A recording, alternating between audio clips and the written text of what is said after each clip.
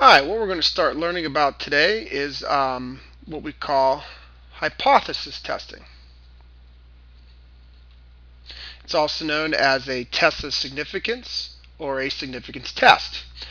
And the idea is we're going to use an example to understand the idea. So let's say that the president of a steel company that makes ingots of steel, which are just large slabs of steel, and they do not want their ingots of steel to be cracked. So obviously they need to know the true proportion of ingots that are cracked. Well, for a long time now, the president of the company has been claiming that the true proportion of cracked ingots is 20%.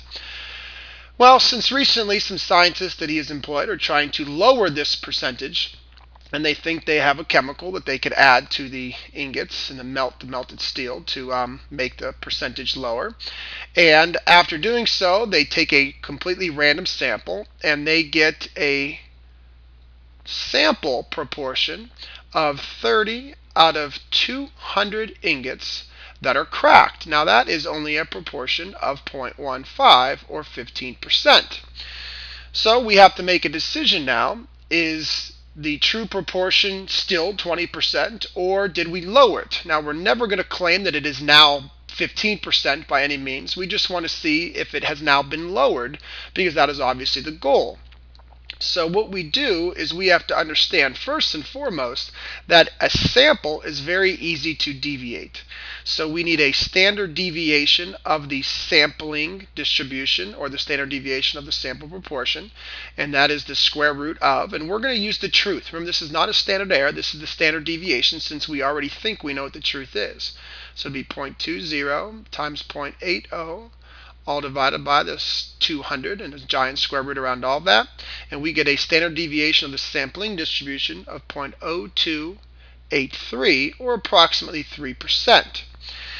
So what we want to think of now is we want to do what we call the hypotheses. So the first hypothesis is what we call the null hypothesis, and we abbreviate that with H sub 0.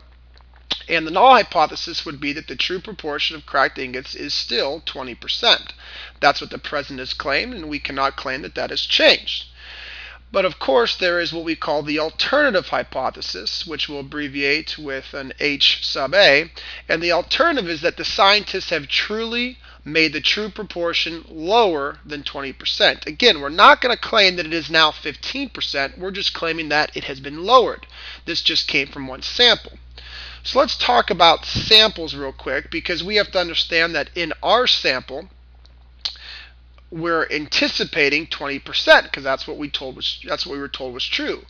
But in a sampling distribution, which represents many samples of size 200, we have this idea that we could go up or down by 3 standard deviations, and those standard deviations, remember, approximately 3%. So we're talking 23%, 26%, 29%, or down 17%, 14% to 11%. So where does our 15% fit in?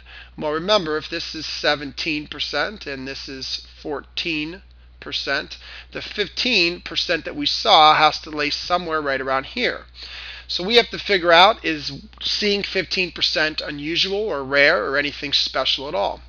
So what we're going to do for that is we're going to find a z-score. So finding z-scores are pretty easy if you remember. A z-score is equal to what we saw. Of course, we saw 15%.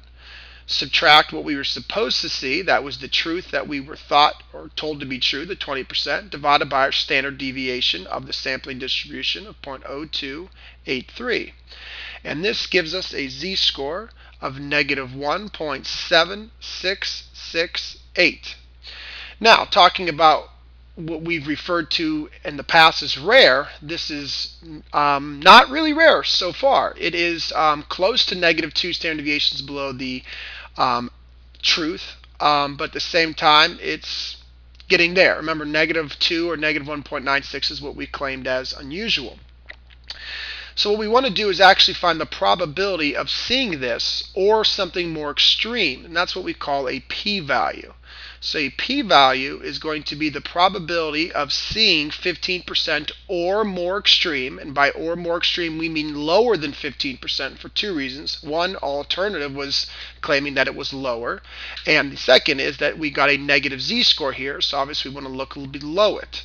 So if we run a normal CDF looking from negative 99 to negative 1.7668, we get a p-value of 0.0386, or approximately 4%. We'll say 3.86% though.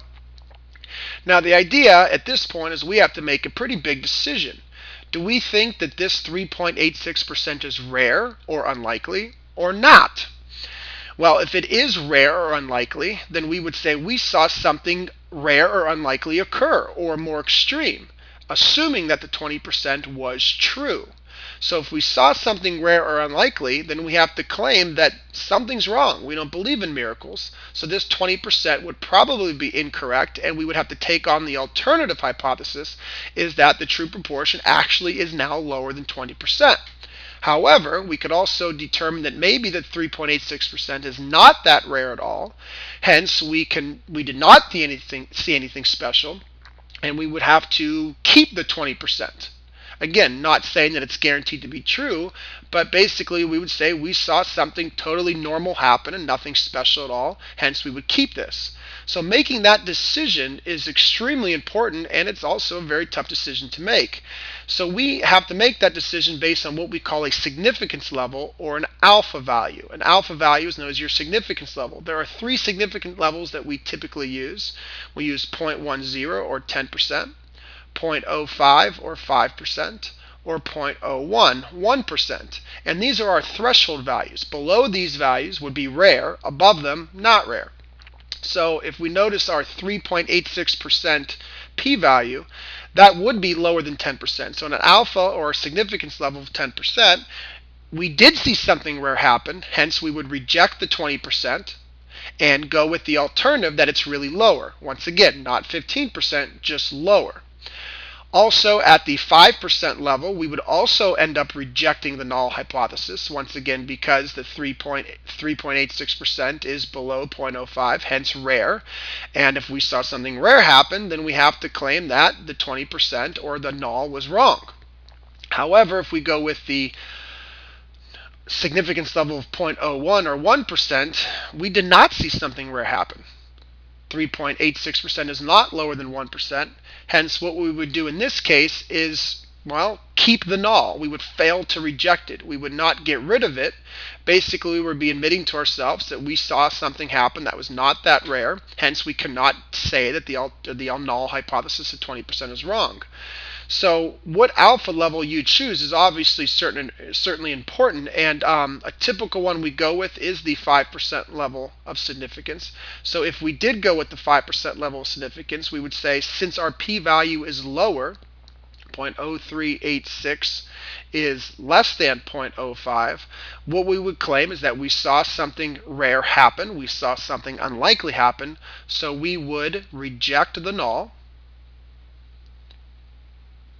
and take on the alternative, and that alternative was that the true proportion of correct ingots is actually less than 20%. Now, of course, we could have made a mistake. Maybe we saw a special sample or something like that, and we'll talk about errors later on, but based on a 5% level of significance, we did see something rare happen, hence we would reject the null. So there are 4 main parts to one of these tests. And the first main part is the actual hypotheses. And you have to set up those hypotheses. You need the null hypothesis and you need the alternative. And that is what you're testing. Are you going to keep the null or are you going to reject it? The second part is the work, obviously. And the work is obviously showing the standard deviation, showing your true p, your p-hat, your sample statistic, and then finding your z-score. And the third step is you do need your conditions.